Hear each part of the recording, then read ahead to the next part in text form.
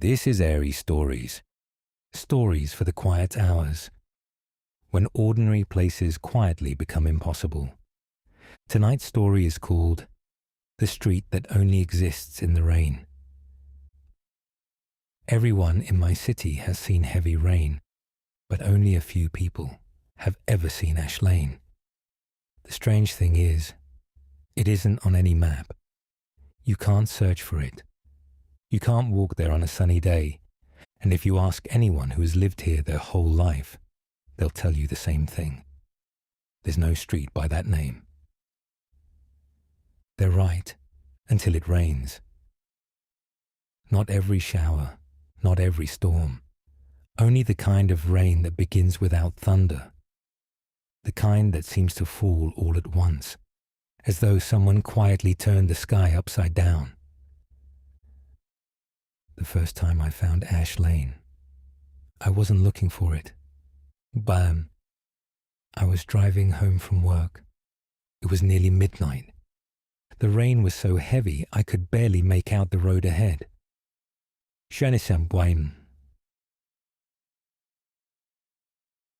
My GPS lost its signal. My phone screen went black. The radio dissolved into soft static. But then my headlights caught a street sign. Ash Lane. I slowed. I'd driven this road hundreds of times. There had never been a turn there before. A narrow cobblestone street stretched into the rain. Old gas lamps glowed with warm amber light. Their reflections shimmered across puddles like tiny stars. Ashingisbal. It looked older than the rest of the city.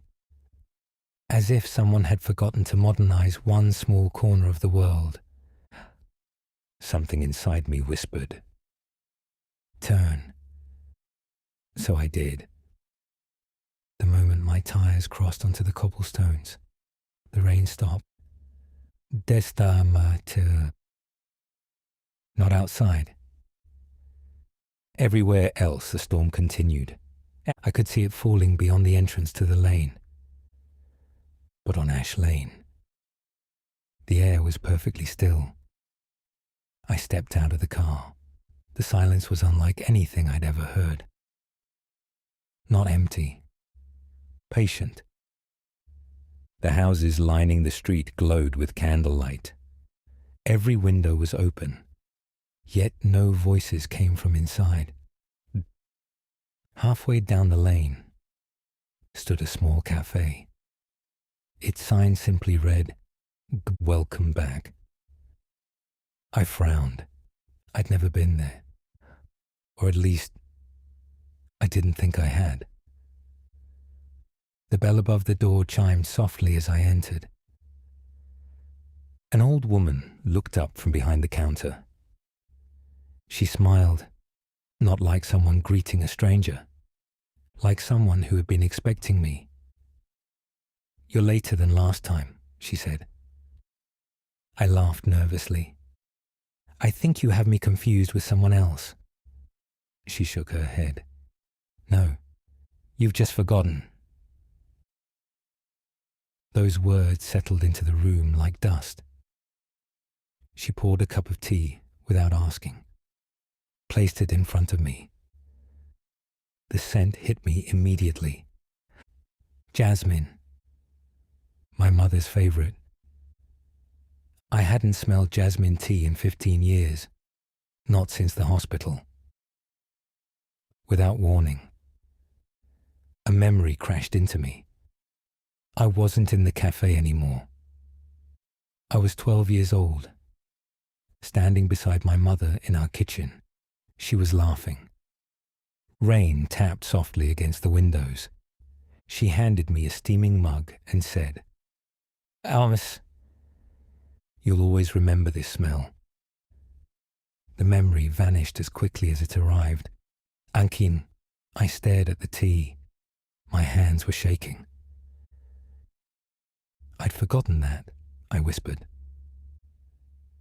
The old woman nodded gently. "Everyone who finds Ash Lane remembers something. not what they've lost, what they chose to leave behind. I wanted to tell her she was wrong. I hadn't chosen to forget my mother, had I? She slid a weathered guest book across the counter. Inside were hundreds of names, each followed by a single sentence. I remembered my brother. I remembered the promise I broke. I remembered why I never went home. I remembered her face. Some entries were over 100 years old. One name stopped me cold, my own. Written in handwriting I recognized immediately. Dated 3 years earlier. Beneath it were 6 words. Don't come back looking for her. My breath caught.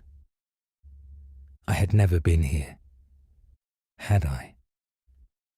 The old woman closed the book. You have, she said quietly. The rain always brings people back until they're ready to remember. Outside, the rain began falling on Ash Lane for the first time. The old woman looked toward the window. It's time. Time for what? She smiled sadly. To decide whether remembering is worth the pain.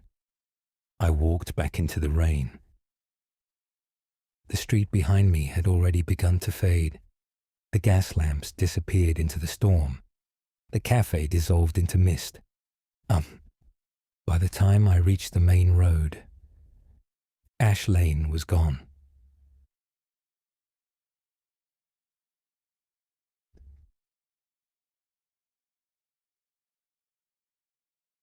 Quieture. There was only a brick wall where the entrance had been. I searched for it for months. Every storm, every forecast, every midnight rainfall. I never found it again. But something changed. The memories stayed. Not all at once, not perfectly. Little pieces returned. The smell of jasmine tea, my mother's laugh, a promise I made beside her hospital bed.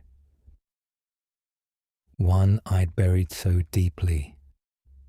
I convinced myself it had never existed. Sometimes I wonder if Ash Lane appears for everyone. Not to punish them. To remind them that forgetting can feel like healing until you realize what it cost. Now, whenever rain begins without thunder, I pull over. Just for a moment. And I watch the streets. Because somewhere, between the ordinary roads we travel every day, there is one that only appears for people carrying memories too heavy to keep hidden forever. Samuel. And if you ever see an old cobblestone street lit by warm amber lamps, don't be surprised if the sign says, "Welcome back." This was AeriesStories. Some places don't exist to help you find your way. They exist to help you remember why you lost it. And perhaps the hardest journeys aren't the ones that take us somewhere new, but the ones that quietly lead us back to ourselves.